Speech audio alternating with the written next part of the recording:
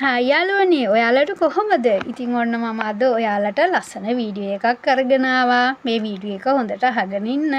මේ වීඩියෝ එක ගොඩක් අයට වටින්නේ වයස අවුරුදු 35ට වැඩි යාළුවන්ට තමයි. ඉතින් ඔන්න මගේ උපන්දිනේ ආවනේ ළඟදී. ඉතින් මම බෝධි පූජාවක් කරේ මේ කරලා ඉතින් පිනක් කරගන්න ගමන්ම මට මතක් වුණා දැන් අවුරුදු 35ට එහා ගිය නිසා මගේ ෆැමිලි ડોක්ටර් හම්බ වෙලා අපේ මොන හරි ශරීරේ චෙක් කරගන්න තියනවා නම් ඉතින් මොන හරි ඒ වැඩසටහනක් තියෙනවා නම් අපි ඒක ලියාගන්න එක හොඳයි කියලා. ඉතින් ડોක්ටර් බොහොම හොඳ අදහසක් කියලා මට සම්පූර්ණ රුධිර පරීක්ෂාවක් නැත්තම් සම්පූර්ණ ෆුල් බොඩි චෙක්අප් එකක් මට ලියලා දුන්නා. ඉතින් මේක ඔයාලට කිව්වහම ටිකක් බෑරෑරුම් වගේ ඇති. එහෙම දෙයක් නෑ. ඉතින් ડોක්ටර් මට ලියලා දුන්නා ඒක හොඳ පිළිගත්ත විශ්වාස තැනකින් හොඳ රසායනාගාරයකින් ඒ ටික කරගන්න කියලා. ඉතින් මං ඔන්න ඒ ටික කරගත්තා. ඉතින් මං ඔයාලට පැහැදිලි කරන්න යන්නේ ડોක්ටර් මට මොනවද ලිව්වේ කියලා. ඉතින් මම ડોක්ටර්ගෙන් අහලා දැනගත්තා. ඉතින් මට ලේ වර්ගයි තව පොඩි පරීක්ෂණ වගේක් ලියලා දුන්නා. ඉතින් අහගන්නකෝ එහෙනම් ඔයාලට පේනවද දන්නේ නැහැ.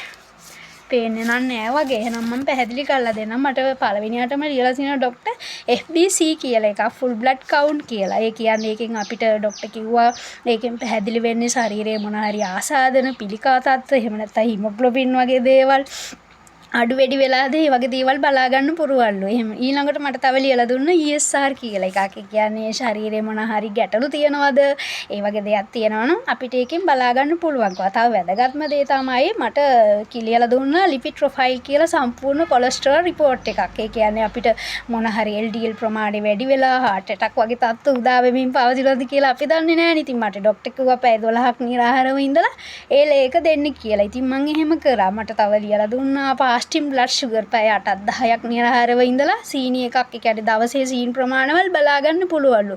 එහෙම නැතුව මට නිදන්ගතවම දියවැඩියාව තියෙනවද කියලා බලා ගන්න පුළුවන් කියලා HbA1c කියන ලේකක් ලියලා දුන්නා. ඊට අමතරව මට තව ලියලා දුන්නා මගේ අක්මාවේ තත්ත්වය කොහොමද කියලා බලන්න SGOT-PT කියලා. තව මට මගේ වකුගඩු පැත්ත සීරම් ක්‍රේටිනින් කියලා ලේකක් ලියලා දුන්නා. තව UFR සම්පූර්ණ ෆුල් මුත්‍රා ෆුල් රිපෝට් එකක් මේ මුත්‍රාවල සීනි තියෙනවද? එහෙම නැත්නම් වකුගඩු වල ප්‍රශ්න තියෙනවද? ශරීරයට මොන හරි මුත්‍රා පැත්තෙන් ආසාදන තත්ත්ව තියෙනවද? අන්න ඒ වගේ දේවල් බලාගන්න කියලා තමයි මට ඒක ලියලා දුන්නේ. ඊට අමතරව නිදිමත කැරකිල්ල වගේ තියෙනකුවාම මට ડોක්ටර් කිව්වා තයිරොක්සින් එකක් බැලුවා නම් හොඳයි කියලා මට TSH එකක් ලියලා දුන්නා. ඊට අමතරව තව මගේ උසර ශරීරන බර තියෙනවද? BMI අගේ බලන්න කියලා එකක් ලියලා දුන්නා. ඒ වගේම මගේ S2 තත්ත්වය බලාගන්න කියලා මට ඒකත් ලියලා දුන්නා. ඊට අමතරව තව මට ලියලා දුන්නා හදවතේ ගැස්ම බලන්න ECG එකක් ලියලා දුන්නා. ඉතින් මම ඒ සේරම පරීක්ෂණ ටික කරා. ඒක මොකද මට ඉස්සරහට කරන ලොකු ආයෝජනයක්. සල්ලි ඉතින් ටිකක් යනවා තමයි රුපියල්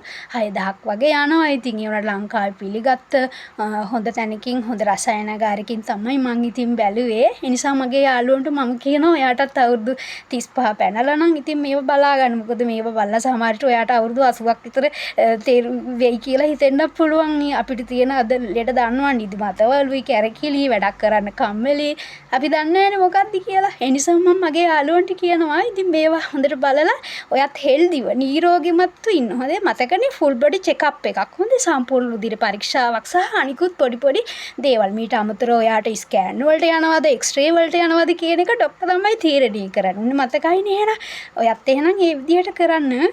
බයි යාළුවනේ.